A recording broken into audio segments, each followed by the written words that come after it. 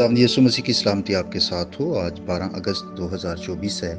मत्ती रसूल की मार्फत लिखी गई इंजील मुक़द्दस के आयत बाय तफसीरी मुताला को जारी रखते हुए आज हम 24वें बाब की 40वीं और 41वीं आयत पर गौर करेंगे। उनमें यूँ लिखा है, उस वक्त दो आदमी खेत में होंगे, एक ले लिया जाएगा और दूसरा छोड़ दिया जाएगा।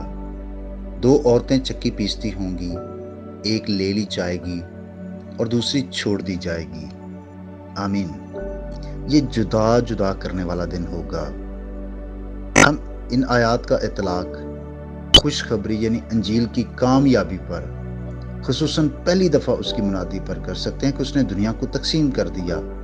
कुछ लोग इन बातों पर ईमान लाए और मसीह के पास आ गए, बाकी लोग ईमान ना लाए और छोड़ दिए गए कि अपनी बेईमानी में हलाक हों। जब यरूशलेम पर तबाही आई तो खुदा के इंतज़ाम से एक इम्तियाज़ किया गया। ये खुदा के उस फजल के मुताबिक था जो पहले हुआ था कि उनके दरमियान से सारे मसीहियों को बचा लिया गया कि इस आफत में हलाक ना हों। जब हमारे दाएं और बाएं हज़ारों हज़ार गिर रहे हों और हम महफूज हों, जब हमारे इर्द गिर्द सारे लोग भस्म हो रहे हों और हम भस्म ना हों बल्कि उनकी मानद हों जिन्हें झपट कर आग से निकाल लिया जाए, तो हम बिजा तौर पर कह सकते हैं कि ये खुदा की शफकत है कि हम फना नहीं हुए। बेशक ये बहुत बड़ी शफकत है। इन आयात का इतलाक मसीह की आमद सानी पर और उस रोज़ जुदा जुदा किए जाने पर भी कर सकते हैं। उसने पहले भी फरमाया था कि वो बरगज़ीदों को जमा करेंगे। यहाँ इस आयत का इतलाक उन पर होता है जो उस वक्त जिंदा होंगे जब मसीह आएगा। जब मसीह आएगा तो कोई उसकी राह ना देख रहा होगा। लोग अपने मामूल के कामों में मसरूफ होंगे, जैसे खेत में हल चलाने की बात है या चक्की पीसने की बात है। इसमें खुदावंद के लोगों के लिए बहुत बड़ी तसल्ली भी है। क्या वो खेत में मजदूर और चक्की पीसती हुई लौंडी की तरह इस दुनिया में पस्त हाल और हकीर हैं? लेकिन याद रखिए कि उस रोज खुदावंद उनको ना भूलेगा, ना नजरअंदाज करेगा। अगर वो दूर दराज और गैर मुतवक्को जगहों पर प्रागंदा हों, जहां पर कोई उम्मीद नहीं है कि वहां जलाल का कोई वारिस होगा, वहां पर से भी फरिश्ते उनको पा लेंगे।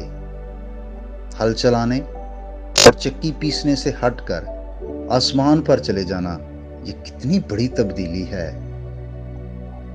क्या वो कमजोर हैं और खुदा आसमान की तरफ नहीं चल सकते? हाँ, हम खुदा आसमान की तरफ नहीं जा सकते, लेकिन हम उठा लिए जाएंगे। वो जो मसीह की आमद पर जिंदा होंगे और ईमान में होंगे, मसीह उनको कभी नहीं छोड़ेगा।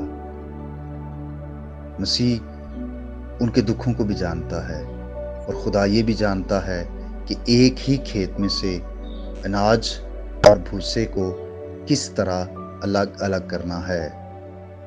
इसलिए हौसला रखिए, खुदावंद पर निगाह लगाए रखिए और उसकी ताबेदारी कीजिए। खुदा आपको बरकत दे। आइए हम दुआ करें।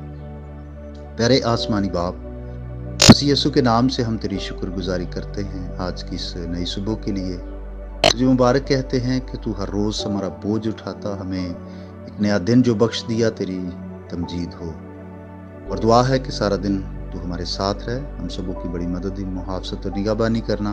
तेरा खादम होते हुए अपने तमाम भाई बहनों के लिए, बुज़ुर्गों और बच्चों के लिए, नौजवान बेटे बेटियों के लिए बरकत की, सलामती की, सरफराजी की, तरक्की और कामयाबी की दुआ करता हूँ।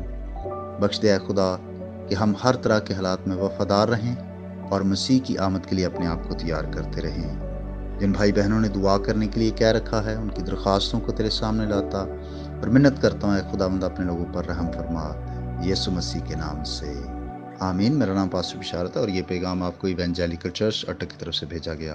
तक हमारा चैनल सब्सक्राइब नहीं किया तो अभी सब्सक्राइब करें और बेल आइकॉन को क्लिक करके हमारी लेटेस्ट वीडियोस के बारे में अपडेट जानें।